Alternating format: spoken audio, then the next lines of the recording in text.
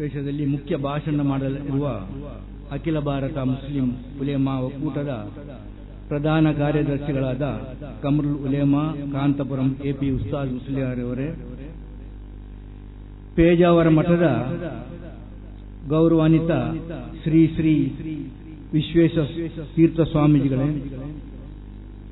ಮಂಗಳೂರು ಧರ್ಮ ಪ್ರಾಂತದ vicar general father Dennis ಪ್ರಭುರವರೇ, ನನ್ನ ಸ್ನೇಹಿತರಾದ ಶ್ರೀ ಅನ್ವರ್ ಮಾಡಿಪಾಡಿಯವರೇ,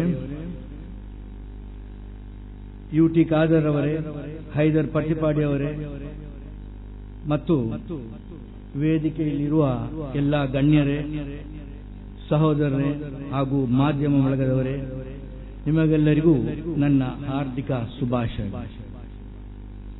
ಈ ಒಂದು ಸಮಾರಂಭದಲ್ಲಿ ಪ್ರಮುಖವಾದ 3 ಧರ್ಮವನ್ನು ಒಂದುಗೂಡಿಸಿ ಸಮಯೋಚಿತ ಒಂದು ಪವಿತ್ರ ಕಾರ್ಯಕ್ರಮವನ್ನು ಸಂಯೋಜಿಸಿದ ಜನಾಬ್ ಕಾಂತಪುರಂ ಅಬೂಬಕರ್ ಮುಸ್ಲಿಯಾರನ್ನು ನಾನು ಮೊತ್ತ ಮೊದಲನೇದಾಗಿ ನಾನು ಅಭಿನಂದಿಸುತ್ತೇನೆ. ಇಂದು ಲೋಕದಲ್ಲಿ ಎಲ್ಲಿ ನೋಡಿದರೂ ಅಶಾಂತಿ, ಹಿಂಸೆ ಕೂಡಿದ ಗೊಂದಲವಾದ ವಾತಾವರಣದಲ್ಲಿ ನಾವು ಜೀವಿಸ್ತಾ ಇದ್ದೇವೆ. ಇದೇ ವಾತಾವರಣ ಮುಂದುವರಿದರೆ ನಮ್ಮ ಯುವ ಪೀಳಿಗೆಗಳ ಗತಿ ಏನಾಗಬಹುದೆಂದು ಯೋಚಿಸುವಾಗ ಬಹಳ ಭಯವಾಗುತ್ತೆ.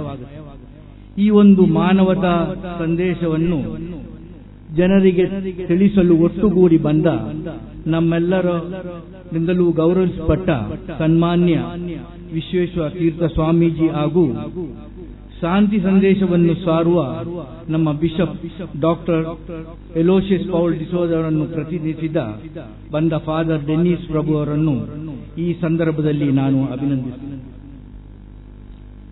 ನಾವೆಲ್ಲರೂ ತಿಳಿದ ಮಟ್ಟಿಗೆ ಯಾವ ಧರ್ಮವು ಹಿಂಸೆ ಮತ್ತು ಪರಸ್ಪರ ದ್ವೇಷಿಸಲು ಬೋಧಿಸುವುದಿಲ್ಲ. ಇದು ನಾವೇ ಸೃಷ್ಟಿಸಿಕೊಂಡ ವಾತಾವರಣ. ದೇವರು ಸೃಷ್ಟಿಸಿದ ಜೀವಿಗಳಲ್ಲಿ ಮಾನವನು ಅತ್ಯಂತ ಶ್ರೇಷ್ಠ ಜೀವಿ. ಯಾಕೆಂದರೆ ಮಾನವನಿಗೆ ದೇವರು ಆಲೋಚಿಸುವ ಶಕ್ತಿಯನ್ನು ಕರುಣಿಸಿದ್ದಾನೆ. ಮಾನವ ಜೀವನಕ್ಕೆ ಅರ್ಥವಿದೆ, ಉದ್ದೇಶವಿದೆ, ಗುರಿ ಇದೆ, ಸಾಧನೆಗೆ ಮಾರ್ಗವಿದೆ. ಇದನ್ನು ತಿಳಿಯಲು ಮನುಷ್ಯನು ಮನಸ್ಸು ಮಾಡಬೇಕು. ಇಲ್ಲವಾದರೆ ಎಲ್ಲವೂ ಇದ್ದು ಏನೂ ಇಲ್ಲದಂತೆ ನಿರರ್ಥಕ ಬದುಕು ನಮ್ಮದಾಗಬಹುದು. ಇಸ್ಲಾಮಿನ ಪವಿತ್ರ ಗ್ರಂಥದಲ್ಲಿ ಕುರಾನ್ ಹೇಳುವುದನ್ನು ನೋಡಿ, ಓ ಮನುಷ್ಯರೇ, ನಿಮ್ಮನ್ನು ಒಂದು ಗಂಡು ಮತ್ತು ಒಂದು ಹೆಣ್ಣಿನಿಂದ ನಾನು ಸೃಷ್ಟಿ ಮಾಡಲಾಗಿದೆ. ವಿವಿಧ ಕುಲ ಗೋತ್ರಗಳನ್ನು ನಮ್ಮನ್ನು ವಿಂಗಡಿಸಿರುವುದು ನಾವು ಪರಸ್ಪರ ಗುರುತು ಹಿಡಿಯಲು ಮಾತ್ರ. ಮತ್ತೆ ಶ್ರೇಷ್ಠ ಭಕ್ತಿ ಮತ್ತು ನಿಷ್ಠೆಯಿಂದ ದೇವರಿಗೆ ಹತ್ತಿರವಾಗಬಹುದು. ಸರ್ವ ಜಾತಿ ಪಂಗಡದವರು ಒಂದೇ ರೀತಿ ಪ್ರೀತಿಸಿ ಒಂದುಗೂಡಿ ಜೀವಿಸಿದರೆ ಮಾತ್ರ ಜೀವನ ಸಾರ್ಥಕವಾಗುತ್ತದೆ. ಒಂದು ತೋಟದಲ್ಲಿ ಒಂದೇ ಜಾತಿಯ ಹೂ ಇದ್ದರೆ ಆ ತೋಟ ಚಂದವಾದ ತೋಟವೆಂದು ಹೇಳಲು ಆಗುವುದಿಲ್ಲ. ವಿವಿಧ ಬಣ್ಣದ ಹಾಗೂ ವಿವಿಧ ಜಾತಿಯ ಹೂಗಳಿದ್ದರೆ ಮಾತ್ರ ಆ ತೋಟ ನೋಡಲು ಚಂದವಾಗುತ್ತದೆ, ಪೂರ್ಣವಾಗುತ್ತದೆ. ಇದೇ ರೀತಿ ಸಮಾಜದ ವಿವಿಧ ರೀತಿಯ ಜನರಿದ್ದು ಪ್ರೀತಿ ಹಾಗೂ ವಿಶ್ವಾಸದಿಂದ ಬಾಳಿದರೆ ಅದು ನಿಜವಾದ ಸುಂದರ ಸಮಾಜವಾಗುತ್ತದೆ. ಅಲ್ಲಾಹು ಈ ಜಗತ್ತಿನ ಲೋಕ ಕಲ್ಯಾಣಕ್ಕಾಗಿ ಬಹಳಷ್ಟು ಪ್ರವಾದಿಗಳನ್ನು ಕಳಿಸಿದ್ದಾರೆ. ಅದರಲ್ಲಿ ಕೊನೆಯ ಪ್ರವಾದಿ ಮುಹಮ್ಮದ್ ಸಲ್ಲಲ್ಲಾಹು ಅಲೈಹಿ ವಸಲ್ಲಂ ಅವರನ್ನು ಕಳುಹಿಸಿದ ವಿಚಾರ ನಮಗೆಲ್ಲರಿಗೂ ತಿಳಿದ ವಿಚಾರ.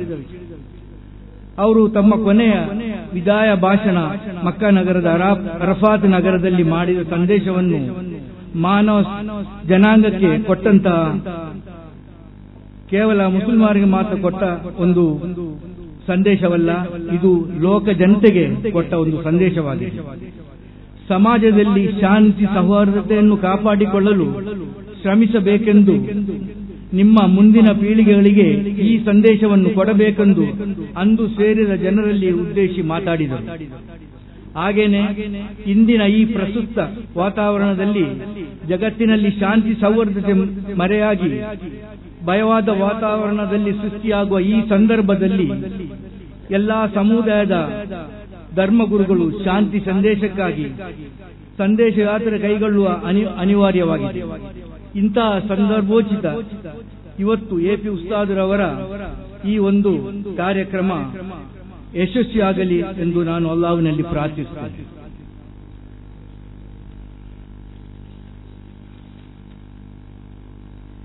ಈ ನಿಟ್ಟಿನಲ್ಲಿ ಸುಭದ್ರ ದೇಶವನ್ನು ಕಟ್ಟಲು ನಾವೆಲ್ಲರೂ ಸಾಮರಸ್ಯ ಮತ್ತು ಒಗ್ಗಟ್ಟಿನಿಂದ ಬಾಳಬೇಕು ಎಂದು ಕರೆಯನ್ನು ನೀಡುತ್ತಾ ಈ ಮಾನವತಾ ಸಮಾವೇಶವನ್ನು ಸಂತೋಷದಿಂದ ಉದ್ಘಾಟಿಸುತ್ತೇನೆ.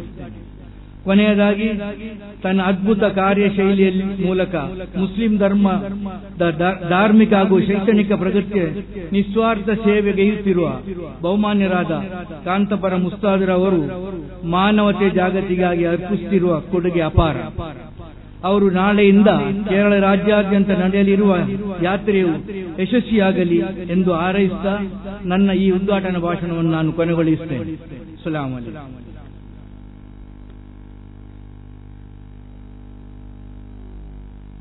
Thank you sir.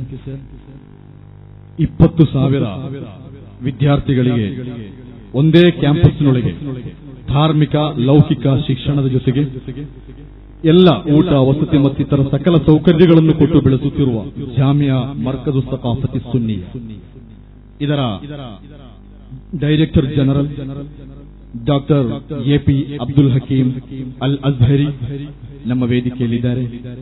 I request Dr. Abdul Hakim Azhari to give a message on humanity to this gathering.